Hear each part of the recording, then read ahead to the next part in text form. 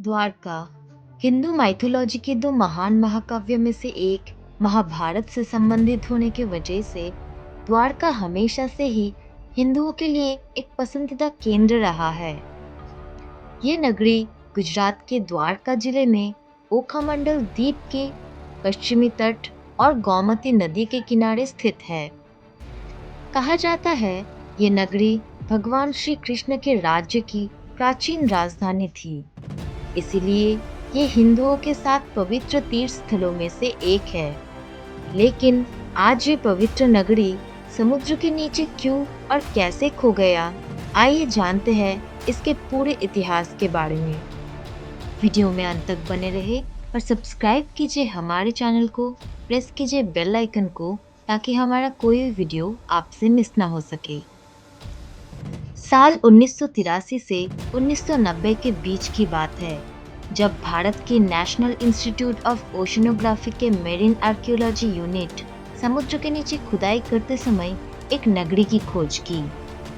वहां पे उन्हें पत्थर के बड़े बड़े टुकड़े, ऊंची ऊंची स्तंभ, कई कलाकृतियां, प्राचीन बंदरगाह और भी बहुत सारी चीजें मिली।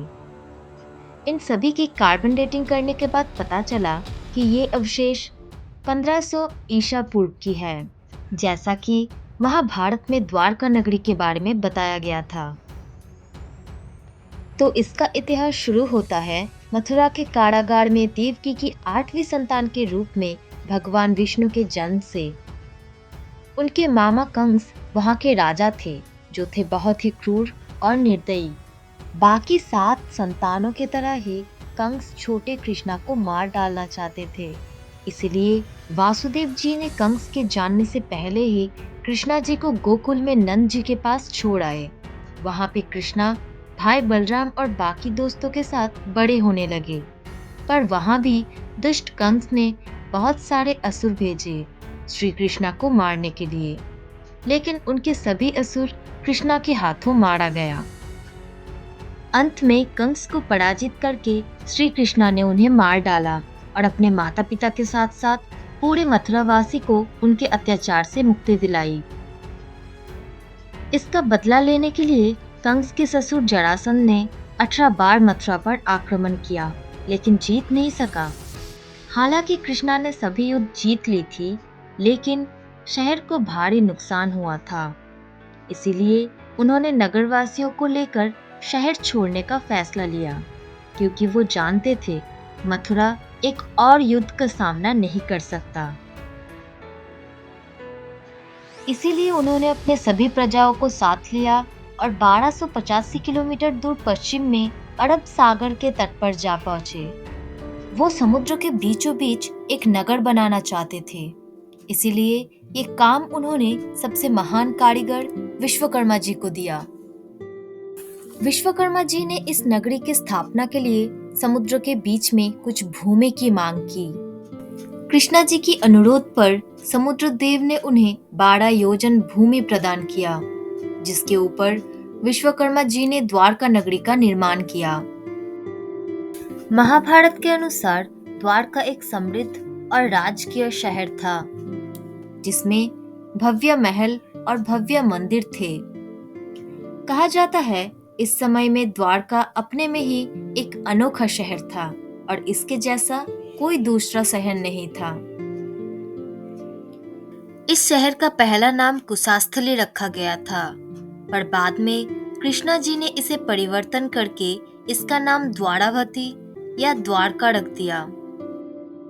पौराणिक कथाओं के अनुसार द्वारका का अर्थ है स्वर्ग का प्रवेश द्वार।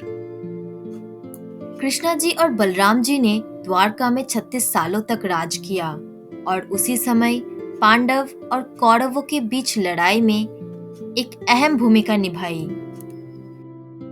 इस युद्ध में कौरवों की हार हुई और सभी कौरव भाइयों की मौत हो गई। इसीलिए माता गांधारी ने श्री कृष्णा को इसका जिम्मेदार ठहराया। उन्होंने कृष्णा जी को श्राप दिया कि वो भी आंखों के सामने अपने वंश को नष्ट होते देखेंगे, और कुछ ही सालों में ये श्राप सच होते देखा गया। देखते ही देखते द्वारका अहंकारी और कपटी लोगों से भर गया। यदुवंशी एक दूसरे से लड़ने लगे। जब कृष्णा जी ने अपने पुत्र प्रद्युम्न और पोते अनिरुद्ध को मरा हुआ देखा, तो वो और बलराम जी अपने सारी आशाएं खो बैठे। कहा जाता है इसके बाद वो दोनों द्वारका छोड़कर जंगल में चले गए, जहाँ पे बलराम जी ने अपने अंतिम सांस लिया।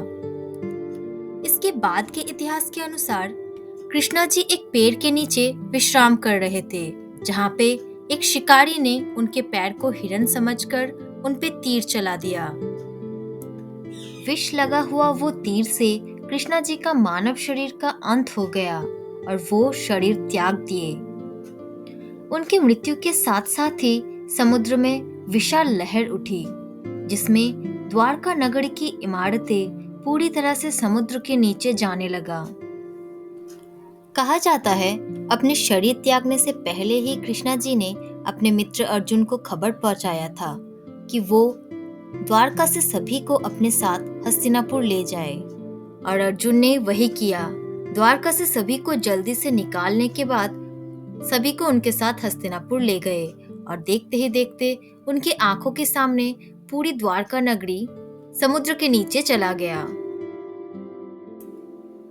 इतिहास के अनुसार कृष्णा जी के मूल निवास के ऊपर उनके पोते वज्रनाभ ने वर्तमान के द्वारकाधीश मंदिर का निर्माण किया, जो अभी गुजरात में बरकरार है।